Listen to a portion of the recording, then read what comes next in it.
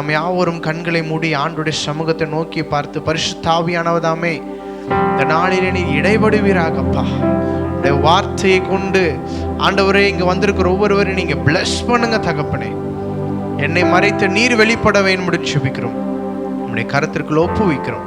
நீர் ஆளுகை செய்யுங்க, பொறுப்படுத்திக் கொள்ளுங்க. இயேசுவின் நாமத்தில் பிதாவே, ஆமென், ஆமென். இந்த நாளிலும் வேதத்தில் இருந்து ஒரு விஷயத்தை நம்ம படிக்க போகிறோம்.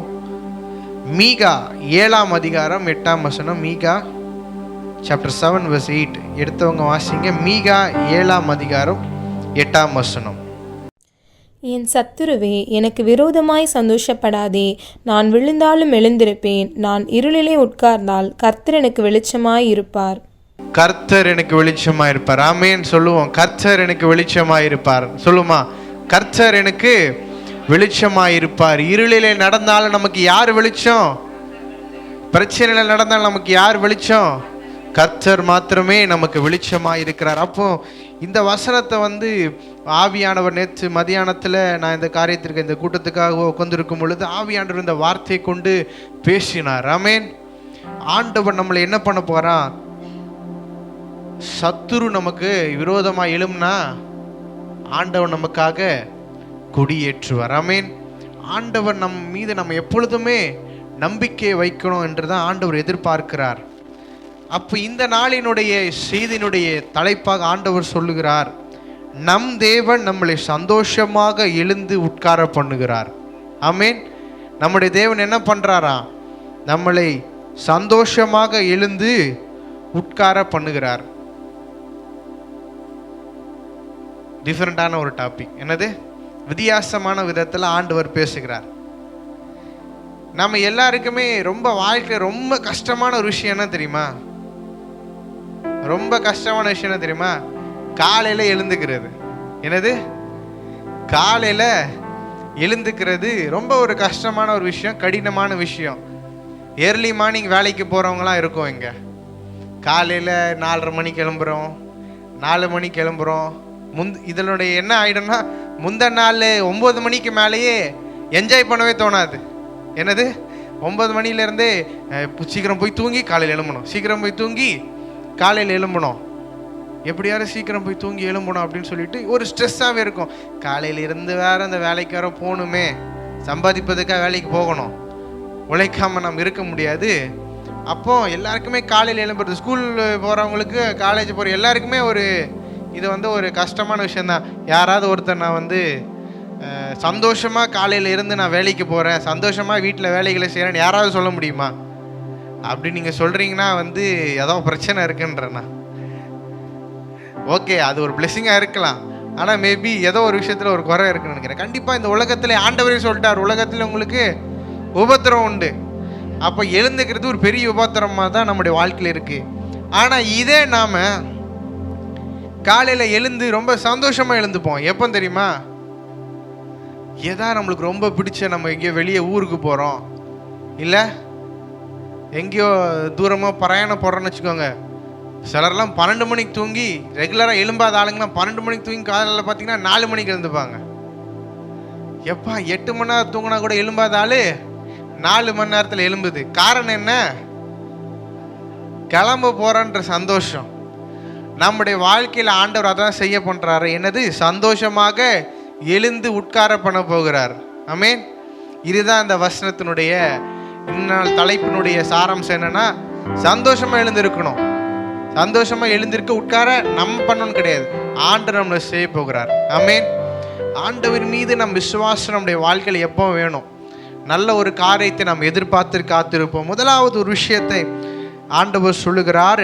யாத்ராகமம் 32ஆம் அதிகாரம். என்னோட திருப்பிக் கொள்ளுங்கள். யாத்ராகமம் 32 1ஆம் வசனம். Exodus chapter 32 verse 1. மோசே மலையிலிருந்து இறங்கி வர தாமதிக்கிறதை ஜனங்கள் கண்டபோது அவர்கள் ஆரோனிடத்தில் கூட்டம் கூடி அவனை நோக்கி, எகிப்து தேசத்திலிருந்து எங்களை அழைத்து கொண்டு வந்த அந்த மோசேக்கு என்ன சம்பவித்ததோ அறியோம். ஆதலால் நீர் எழுந்து எங்களுக்கு முன் செல்லும் தெய்வங்களை எங்களுக்காக உண்டு பண்ணும் என்றார்கள். இந்த சம்பவம் உங்க எல்லாருக்குமே தெரிந்திருக்கலாம். தெரியாதவர்கள் சொல்றேன். மோசே ஆண்டவர் தனியாக பேசணும்னு கூப்பிட்டுறாரு. வாப்பா மலைக்கு வா, நான் உங்ககிட்ட சில காரியங்களை பேசணும், சில கட்டளைகளை உனக்கு கொடுக்கணும் அப்படின்னு சொல்லி கூப்பிடுறாரு. அப்போ மோசே போகிறாரு. போய் மோசையும் யோசுவாவும், மோசே டைரெக்டாக ஆண்டவரை மீட் பண்ணுறாரு. இப்போ செகண்ட் ஃப்ளோரில் ஆண்டவர் இருக்காருன்னா ஃபஸ்ட்டு ஃப்ளோரில் யோசுவா இருக்கார், செகண்ட் ஃப்ளோரில் மோசையை போய் மீட் பண்ண போயிட்டார். மீட் பண்ணி நல்லா ரொம்ப நாள் போகுது, டைம் போகிறதே தெரியல. ஆண்டவருடைய பிரசன்னத்தில் இருந்தால் நேரம் போகிறதே தெரியாது. ஆண்டவருடைய பிரசன்னத்திலிருந்து நேரம் போகிறது தெரியுதுன்னா ஏதோ பிரச்சனை. என்னது? நம் சிந்தை வேற எங்கேயும் இருக்கிறது. மோசையுடைய சிந்தை எங்கேயும் இல்லை. ஆண்டவரனை அழைத்தார், ஆண்டவரனை கொண்டு போகிறார், அவருடைய சரியான பாதையில் போகிறன்றனால மோசை என்ன பண்ணுறான், தேவ சமூகத்தில் போய் இருந்து ஆண்டவரோட பேசிகிட்டு இருக்கான். பேசிக்கிட்டு இருக்க நேரத்தில் என்ன நடக்குது, இங்கே கீழே கிரவுண்ட் ஃப்ளோரில் கொஞ்சம் பேர் இருக்காங்க. அதாவது மலைக்கு கீழே, உங்களுக்கு புரிகிறதுக்காக சொல்கிறேன், கிரவுண்ட் ஃப்ளோர் மலைக்கு கீழே கொஞ்சம் பேர் இருந்து என்ன பண்ணுறாங்க, எப்பா போன மோசையே காணோம். என்னது? மேலே போன மோசையை காணோம், அவனுக்கு என்ன சம்பவிச்சதோன்னு தெரியல, அதனால் நாங்கள் என்ன பண்ணுறோம், எங்களை நடத்தி வந்தது வேறு தெய்வங்கள்ப்பா அப்படின்னு சொல்லி ஒரு சில காரியங்களை ரெடி பண்ணி வச்சுட்டு, ஐடல்ஸ் சில இதை ரெடி பண்ணி வச்சுட்டு, இதுதான் எங்களை நடத்திச்சு அப்படின்னு சொல்லி தங்களோட சில காரியங்கள்லாம் போட்டு ஒரு விக்கிரகம் மாதிரி ஒரு என்ன சொல்கிறது, ஒரு கன்றுக்குட்டியை ரெடி பண்ணுறாங்க. ஒரு கன்றுக்குட்டியை ரெடி பண்ணி வச்சு இதுதான் எங்களை நடத்தி வந்துச்சு அப்படின்னு சொல்லி ரெடி பண்ணுறாங்க.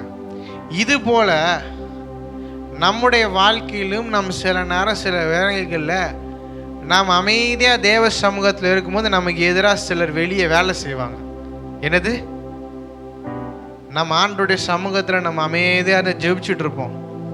நிறைய பேர் பிரச்சனைகளை நமக்கு எதிராக பின்னாடி பிளான் பண்ணிட்டே இருப்பாங்க. முன்னாடி ரொம்ப மகிழ்ச்சியாக சந்தோஷமாக நல்லா இருக்கீங்களா, என்னது நல்லா இருக்கீங்களா, சந்தோஷமாக இருக்கீங்களா அப்படின்னு சொல்லிட்டு பின்னாடி போயிட்டு, என்ன இவன் நல்லா இருக்கான், இவன் நாசமாக போகலான்னு நினச்சேன், இவன் அப்படி போவான் இப்படி போவான்னு நினச்சேனே அப்படின்னு சொல்லுவாங்க. ஆனால் இங்கே இன்னும் எனக்கு அப்போவே தெரியும் நீங்கள் நல்லா வருவீங்கன்னு எனக்கு தெரியும் அப்படின்னு சொல்லி இங்கே ஒரு குத்து அங்கே ஒரு குத்துன்னு சொல்லிட்டு எல்லா இடத்துலையும் போயிட்டு காரியங்களை செஞ்சுட்டு நமக்கு எதிராகவே நம்ம பின்னாடியே பிளான் பண்ணுவாங்க.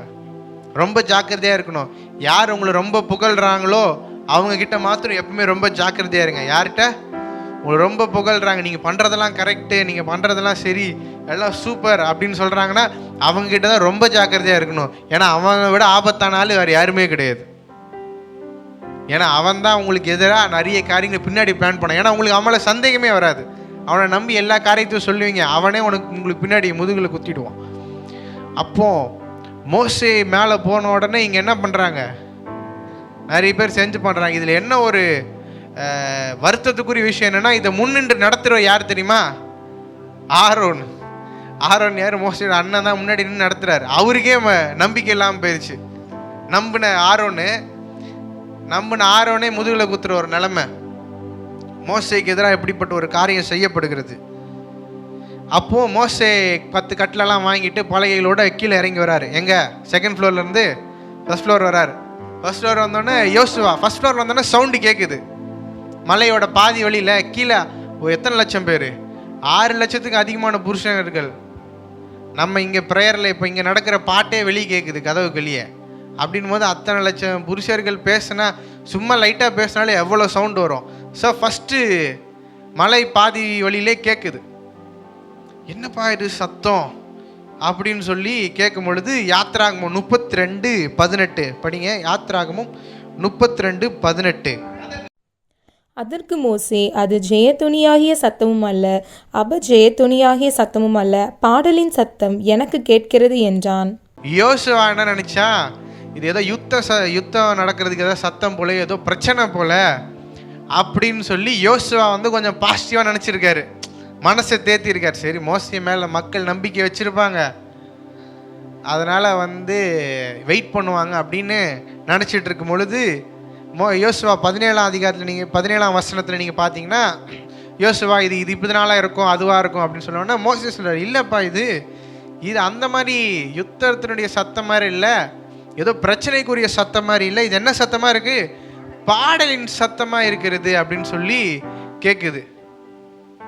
அப்போ நம்ம என்ன நினைப்போம்? அப்போ பாடலின் சத்தம்னு என்ன நினைப்போம்? தேவனுடைய பிள்ளைகள் பாடலின் சத்தம் கேட்குதுன்னா என்னவா இருக்கும்? ஆண்டவரை மையப்படுத்தி பாடுறதா தான் இருக்கும். ஆனால் இங்கே என்ன நடக்குது? கீழே என்ன நடந்தது? வேற கன்றுக்குட்டியை உருவாக்கிட்டு பாடலின் சத்தம். முக்கியமான ஒரு விஷயம் இந்த இடத்துல நம்ம பார்க்கணும். நான் சொன்னல, உங்ககிட்ட நல்ல விதமாக நீங்கள் நம்பி சந்தோஷமாக இருக்கணும்னு நினைக்கிற இடத்துல உங்கள் கூடவே இருக்கவங்க தான் சில நேரங்களில் நீங்கள் நம்மள ரொம்ப நம்பிக்கை வச்சுருப்பீங்க. இவன் போய் நமக்கு பண்ணுவானா, என்னது இந்த குறிப்பிட்ட நபர் நமக்கு எதிராக ஏதாச்சும் பண்ணுவாரா அப்படின்னு சொல்லி பண்ணக்கூடிய சூழ்நிலை வந்தால் சூழ்நிலை கைதின்னு சொல்லுவாங்க. கேட்டிருக்கீங்களா? சூழ்நிலை கைதி ஆகிட்டேன்ப்பா, நான் இந்த விஷயம் நடந்தனால நான் இப்படி பண்ணிட்டேன், எனக்கு நான் வேணும்லாம் பண்ணல அப்படின்னு சொல்லி. அப்போது நமக்கு கூட இருக்கவர்களை குறித்து நம்ம எப்பொழுதுமே ஜாக்கிரதையாக விழிப்பாக இருக்கணும். அப்போ மோசே வந்து சொல்கிறார், இது ஒரு பாடலின் சத்தமாக இருக்குது அப்படின்னு சொல்லிட்டு போகிறாரு. அப்போ மோசே கீழே போனோன்னே அடுத்த வசனங்கள்லாம் நீங்கள் படிங்க, நேரம் இல்லை, படித்து பார்த்தீங்கன்னா அடுத்து கீழே மோசே இறங்கி போனால் அங்கே பார்த்தா வேறு விஷயம் நடக்குது. கன்றுக்குட்டி ஒன்று பெருசாக வச்சுருக்காங்க. அவங்களோட கோல்டு ஆர்னமெண்ட்ஸ் எல்லாத்தையும் கொடுத்து, அவங்களுடைய தங்க அணிகலன்கள் எல்லாத்தையும் கொடுத்து ஃபுல்லாக இது ரெடி பண்ணி வச்சிட்டாங்க. என்னது, ஒரு பெரிய கன்றுக்குட்டியை ரெடி பண்ணி வச்சுட்டு இதுதான் எங்களை நடத்திட்டு வந்துச்சு அப்படின்னு சொல்லிட்டு போய் அங்கே நிற்கிறாங்க. இவனுக்கு மோசேக்கு ரொம்ப கஷ்டம், ரொம்ப வருத்தப்படுறான். என்னடா இது, தேவன் நடத்தி வந்தார். ஏன்னா மோசேக்கு தான் இந்த விஷயத்த டாப் டு பாட்டம் தெரியும். ஏன்னா மோசே தான் முதல்ல இருந்து ஆண்டவர் மோசையோட முச்செடியில் பேசுகிறாரு. அங்கேருந்து ஆரம்பித்து இங்கே வந்து எல்லாரையும் கூட்டிகிட்டு அதே இடத்துக்கு கூப்பிட்டு வர்றதுன்றது மோசேக்கு தான் ஃபுல்லாக என்ன நடந்ததுன்னு, கஷ்டப்பட்டது என்னன்னு சொல்லி தெரியும். இன்னைக்கு காலகட்டத்தில் நம்ம நிறைய பேர் பார்த்தீங்கன்னா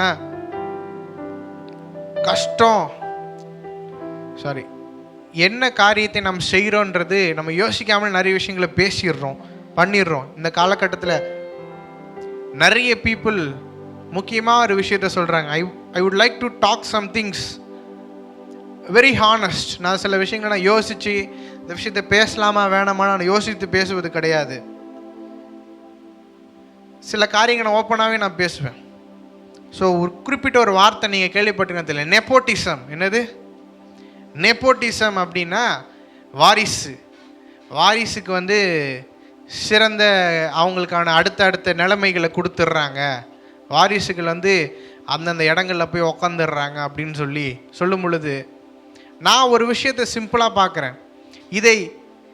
இது செய்வது சரியா தவறான்ற பாயிண்டில் நான் என்றைக்குமே நான் போகல. நான் சொல்கிற ஒரு விஷயம், நாம் அதை கிரிட்டிசைஸ் பண்ணவோ அதை குறித்து நாம் பேசுவதற்கு அதுக்கான தேவை கிடையாது.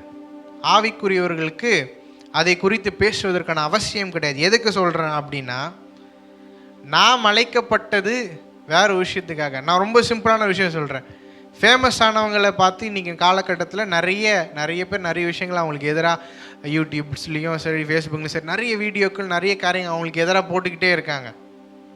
சோஷியல் மீடியாவில் நீங்கள் போய் பார்த்தீங்கன்னா தெரியும். நான் ஒரு காரியத்தை நான் சொல்கிறேன், அவங்க வந்து இவங்க பிள்ளையை இது பண்ணி விட்டாங்க, அவங்க பிள்ளையை வளர்த்து விட்டாங்க, அது பண்ணிட்டாங்க, இது பண்ணிட்டாங்க. நான் அவங்களுக்கு எல்லாருக்கும் நான் குறிப்பிட்ட ஒரு விஷயத்தான் சொல்கிறேன்.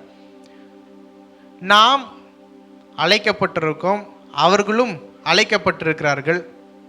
நீங்கள் ஒரு இடத்துல இருக்கீங்க, ஒரு இடத்துல நீங்கள் வாழ்க்கையில் ஒரு கஷ்டத்தை அனுபவித்து சில காரியங்களே சம்பாதிச்சு நீங்கள் வச்சுருக்கீங்க. அதை உங்கள் பிள்ளைகளுக்கு நீங்கள் சேர்த்து வச்சதுன்னா ஒரு 5 லட்ச ரூபாவாக இருக்கலாம், இல்லை ஒரு 10 லட்சமாக இருக்கலாம், இல்லை ஒரு 10க்கு 10 ஒரு ரூமாக இருக்கலாம். அதை யாருக்கு கொடுப்பீங்க? உங்களுடைய சந்ததிக்கு அது கொடுப்பீங்களா இல்லையா?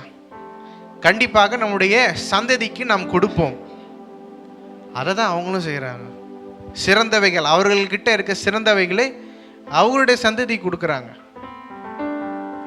இதில் நாம் போய் குற்றம் கண்டுபிடிக்கிறதுக்கு, இதை பற்றி நாம் பேசுவதற்கு நமக்கு அவசியம் கிடையாது.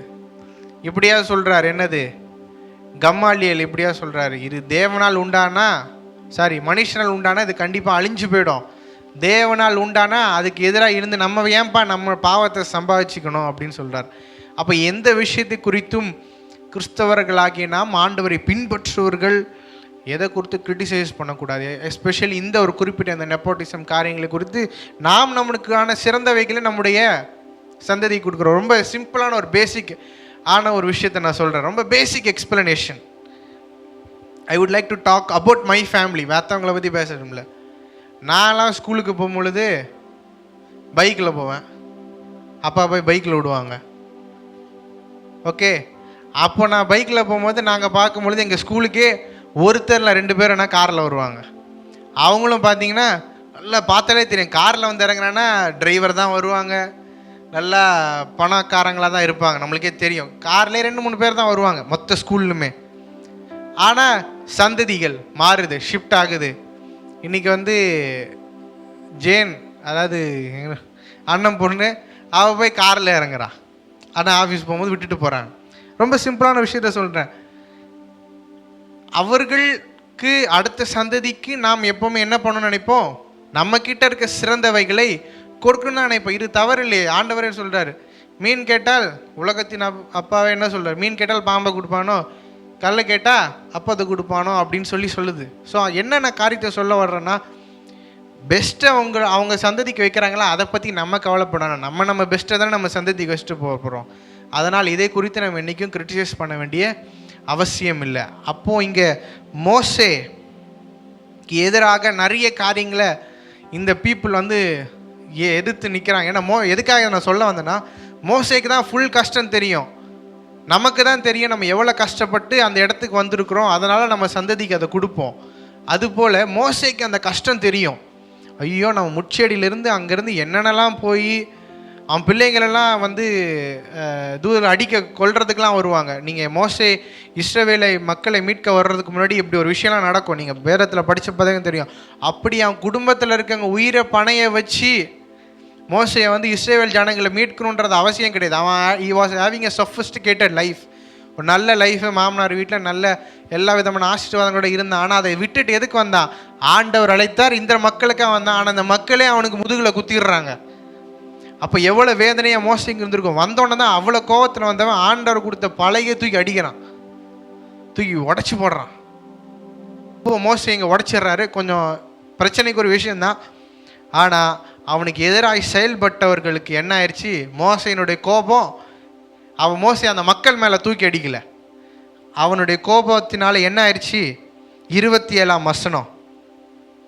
அவன் அவர்களை நோக்கி, உங்களில் ஒவ்வொருவனும் தன் பட்டயத்தை தன் அறையிலே கட்டிக்கொண்டு பாளையமெங்கும் உள்ளும் புறமும் வாசலுக்கு வாசல் போய் ஒவ்வொருவனும் தன் தன் சகோதரனையும் ஒவ்வொருவனும் தன் தன் சிநேகிதனையும் ஒவ்வொருவனும் தன் தன் அயலானையும் கொண்டு போட கடவன் என்று இஸ்ரவேலின் தேவனாகிய கர்த்தர் சொல்லுகிறார் என்றான். ஆண்டவர் சொல்கிற வரைக்கும் வெயிட் பண்ணணும். மோசை அவசரப்பட்டிருந்தா என்ன இருக்கும், மோசை மேலே பழிய வந்திருக்கும். ஸ்டார்டிங்கில் மோசை பண்ணார்ல, எகிப்து என்னை போய் கொண்டுடுறாருல. ஆனால் இந்த இடத்துல ரொம்ப மோசை கோபப்பட்டு பாவம் செய்யலை, வெயிட் பண்ணார். ஆண்டவரே சொல்கிறார், இந்த மக்களெல்லாம் அழிச்சிரு அப்படின்னு சொல்லி. அந்த காலகட்டத்தில் இதை இப்போ உங்களுக்கு தெரியும், பழைய ஏற்பாட்டுடைய காலகட்டத்தில். அப்போ ஆண்டவரை கட்டளை கொடுக்குறார், மோசை பக்காவாக அடித்து க்ளீன் பண்ணிடுறான். அப்போ இந்த இடத்துல நாம் புரிந்து கொள்ள வேண்டிய விஷயம் என்னென்னா, நமக்கு எதிராக எவ்வளோ பெரிய சத்துரு எழுந்து வந்தாலும் அவனுக்கு எதிராக ஆண்டவர் ஜெயத்தை கொடுப்பார். நம்ம ஸ்டார்டிங்கில் படித்தோம்ல, என் சத்துருவே எனக்கு விரோதமாக சந்தோஷப்படாது. இந்த மக்கள் என்ன பண்ணுறாங்க, மோசைக்கு விரோதமாக அவன் போயிட்டான் அப்படின்னு சொல்லி சந்தோஷப்படுறாங்க, பாட்டெல்லாம் பாடி என்ஜாய் பண்ணுறாங்க. மோசை காணாமல் போயிருந்தான். நான் விழுந்தாலும் எழுந்திருப்பேன். நாமே ஆண்டோடைய சமூகத்தில் நாம் விழும் பொழுது ஆண்டோடைய பிரசன்னத்திலேருந்து நாம் மீண்டும் எழுந்திருப்போம். ஆமே, ஆண்டோடைய பிரசன்னத்திலேருந்து வந்தனால தான் மோசைக்கு இப்படிப்பட்ட ஒரு ஜெயத்தை கொடுத்தார். ஆமென். அடுத்த ஒரு விஷயம், எஸ்தருடைய புஸ்தகம், எஸ்தர் 3ஆம் அதிகாரம் 2ஆம் வசனம். எஸ்தர் 3:2. ஆகையால் ராஜாவின் அரண்மனை வாசலில் இருக்கிற ராஜாவின் ஊழியக்காரர் எல்லாரும் ஆமானை வணங்கி நமஸ்கரித்து வந்தார்கள். அவனுக்கு இப்படி செய்ய வேண்டும் என்று ராஜா கட்டளையிட்டிருந்தான். ஆனால் மொர்தெகாய் அவனை வணங்கவும் இல்லை, நமஸ்கரிக்கவும் இல்லை. இங்க மொர்தெகாயை பார்க்குறோம். மொர்தெகாய் இன்னொரு நபர் இருக்கார், எஸ்தருடைய ரிலேட்டிவ். எஸ்தர் இன்ஃபேக்ட் அவர் தான் வளர்த்தார். எஸ்தர் ராஜாத்தியை அவர் தான் வளர்த்தார். இந்த மொர்தெகாய் வந்து வெளியே நிற்கிறார். பேலஸ் இருக்குது, அரண்மனை இருக்குது, அரண்மனையினுடைய வாசலில் நிற்கிறார். அப்போ இந்த ஆமான்ன்ற ஒரு நபர், ராஜா கூட இவருக்கு ஒரு நபர் வந்து உள்ளே போகிறான் வரான். அங்கே ரூல் என்னென்னா, அங்கே சட்டம் என்னென்னா, ஆமானை பார்த்தாலே கும்பிடணும், என்னது வணங்கணும். ஆமானை வந்து வாங்க அப்படின்னு சொல்லி வணங்குறது வந்து அங்களுடைய என்ன சொல்கிறது, அங்கே ஒரு கட்டளையாக இருந்தது. அப்போ இங்கே மொர்தெகாய் என்ன பண்ணுறாரு, என்ன இவனுக்கு எதுக்கு வணங்கணும் அப்படின்னு சொல்லிட்டு வணங்காமல் அப்படியே நிற்கிறார். இது இந்த ஆமானுக்கு என்ன வருது, கோபம் வருது. ஓகே, கோபம் வருது. நீங்கள் உங்கள் வாழ்க்கையில் சில முடிவுகளை நாம் எடுக்கும் பொழுது சிலருக்கு நமக்கு விரோதமாக கோபம் வரலாம். உங்களுக்கு புரிகிற மாதிரி சொல்லணுன்னா, சிலருக்கு சில நல்ல விஷயங்களை நீங்கள் சொல்லுவீங்க, இப்படிலாம் பண்ணாதப்பா, இப்படிலாம் பண்ணால் பிரச்சனை, இது ஆண்டவருக்கு பிரியம் இல்லை அப்படின்னு நீங்கள் சொல்லுவீங்க. ஆனால் அவங்க என்ன சொல்லுவாங்க, ஓ என்கிட்ட இதை நீ சொல்கிறியா அப்படின்னு சொல்லிட்டு உங்களுக்கு எதிராக பிளான் பண்ணுருவாங்க. எனக்கு தெரிஞ்ச ஒருத்தர் இருக்கார். அவர் எப்படின்னா, அவருக்கு நல்லது சொன்னாங்கன்னா அவங்கக்கிட்ட பேசவே மாட்டார். என்னது, நல்லது சொன்னால் அவங்ககிட்ட பேசவே மாட்டார், அவன்கிட்ட அந்த விஷயத்தை போய் ஷேரே பண்ண மாட்டார். ஆனால் எவன் வந்து அவர் சொல்கிறதுலாம் சூப்பர் சார், நல்லாயிருக்கும் சார், நல்லா வரும் அப்படின்னு சொல்லி அவர் உருப்பிடாமல் போனார். ஆனால் அவன் வந்து அவர் சொல்கிறதுக்கெலாம் வந்து சூப்பர் சூப்பர்னு கேட்குறான்றதுக்காக அவன்கிட்ட போய் எல்லாத்தையும் சொல்லுவார். அப்போ இப்படிப்பட்ட மனிதர்கள் பூமியில் நம்மை சுற்றி தான் இருக்காங்க. அப்போது நாம் சில விஷயங்கள் சிலருக்கு வந்து எப்பவுமே நல்ல காரியங்களை சொல்வதற்கு பயப்படக்கூடாது. நாம் சரியான காரியங்களை தைரியமாக சொல்ல வேண்டும். அப்போ இந்த இடத்துல மொர்தெகாய்க்கு தெரியும், மனுஷர்களை நாம் வணங்கக்கூடாது, மனுஷர்களை நமஸ்கரிக்கக்கூடாது, ஏன்னா என்னையன்றி வேறு தேவன் உனக்கு உண்டாயிருக்க வேண்டாம் அப்படின்னு கட்டளை கொடுக்கப்பட்டிருக்கிறது. அப்போது மொர்தெகாய் இப்படிப்பட்ட விஷயத்தை செய்கிறான். அப்போ எஸ்தர் 3:6 என்ன நடக்குது, 6வது வசனத்தில், ஆனாலும் மொர்தெகாயின் மேல் மாத்திரம் கை போடுவது அவனுக்கு அற்ப காரியமாய் கண்டது. மொர்தெகாயின் ஜனங்கள் இன்னாரென்று ஆமானுக்கு அறிவிக்கப்பட்டிருந்தபடினாலே ஆகாஸ்வேரும் ராஜ்யம் எங்கும் இருக்கிற மொர்தெகாயின் ஜனமாகிய யூதரையெல்லாம் சங்கரிக்க அவன் வகை தேடினான். நமக்கு சப்போர்ட்டாக இருக்கிற நிறைய பேர் சில நேரங்களிலே அது நிமித்தம் அவர்களுக்கும் பிரச்சனை வரும். நீங்கள் சில நேரம் நல்ல காரியங்களுக்கு துணை போகும் பொழுது பிரச்சனைகள் வரும், ஆபத்துகள் வரும். அதை குறித்து நாம் கவலைப்படக்கூடாது, தைரியமாக இருக்கணும். ஐயோ இப்படி நான் ஒரு நல்ல விஷயத்தை பண்ணி இப்படி ஒரு பிரச்சனை வந்துடுச்சு. சிலர் ஒரு விஷயத்த சொல்கிறது உண்டு, நான் பொய் சொல்லலை, உண்மையை தான் மறைச்சேன். என்னது, நான் பொய் சொல்லலை, உண்மையை தான் மறைச்சேன். இது கரெக்டாக தப்பா, இது கரெக்டாக தப்பா சொல்லுங்கள் ஜேம்ஸ். உண்மை பொய் சொல்கிறது வந்து தப்பா இல்லை உண்மை மறைக்கிறது தப்பா? ரெண்டுமே தப்பு தான். ஏன்னா வந்து உள்ளதை உள்ளதென்றும் இல்லதை இல்லதென்றும் உறக்க சொல்லுவோம். இது உலகிற்கு சத்தியம் டிவி கிடையாது, வேதத்தில் இருக்க வசனம் அது. அப்போ இங்கே மொர்தெகாய் வந்து மொர்தெகாய்க்கு எதிராக ஆமான் ஒரு பிரச்சனையை உண்டாக்குறான். இவனை மாத்திரம் அழிக்கக்கூடாது, இவன் கூட இருக்க மொத்த கூட்டத்தையும் அழிக்கணும்.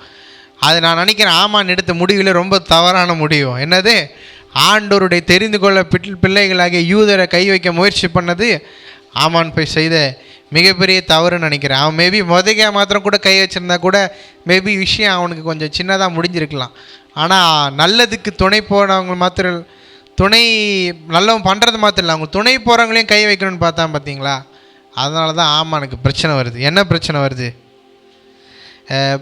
படிக்க வேணாம். 7ஆம் அதிகாரம் 4 வசனம் 8 வசனம், எங்களை அழித்து கொண்டு நிர்மூலமாக்கும்படி நானும் என் ஜனங்களும் விற்கப்பட்டோம், அடிமைகளாகவும் வெள்ளாட்டிகளாகவும் விற்கப்பட்டு போனாலும் நான் மௌனமாயிருப்பேன். இப்பொழுதோ ராஜாவுக்கு உண்டாகும் நஷ்டத்துக்கு அந்த சத்துரு உத்தரவாதம் பண்ண முடியாது என்றால்.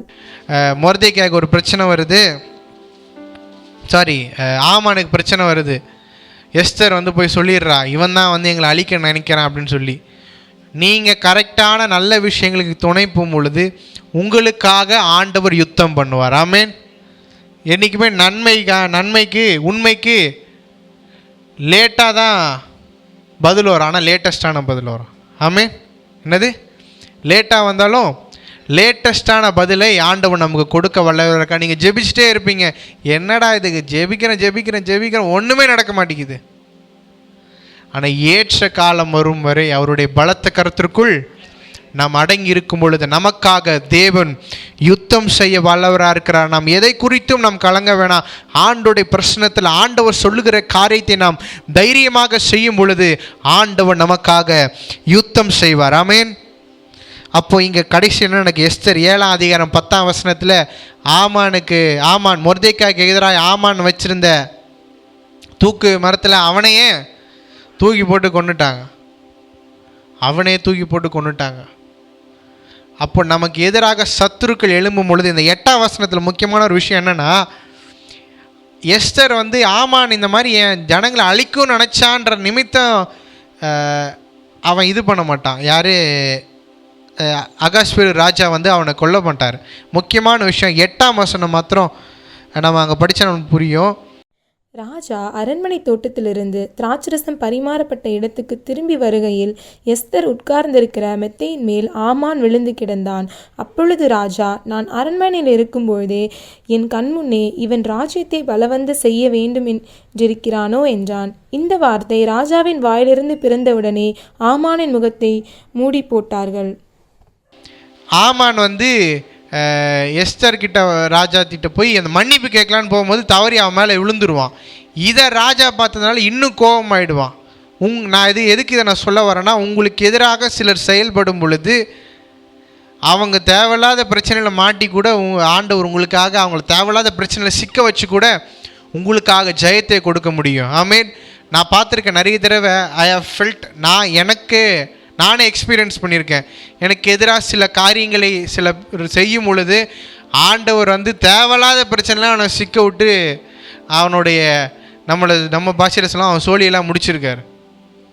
அப்போ நமக்கு எதிராக யாரெல்லாம் செயல்படுகிறாங்களோ அவர்களுக்கு எதிராக ஆண்டவர் ஜெயத்தை நமக்காக கொடுக்க வல்லவராக இருக்கிறார். ஆமென். நாம் அப்படி இருக்கிற இடத்துல எழுந்து நின்று நமக்காக ஜெயத்தை கொடுக்கிற தேவன்.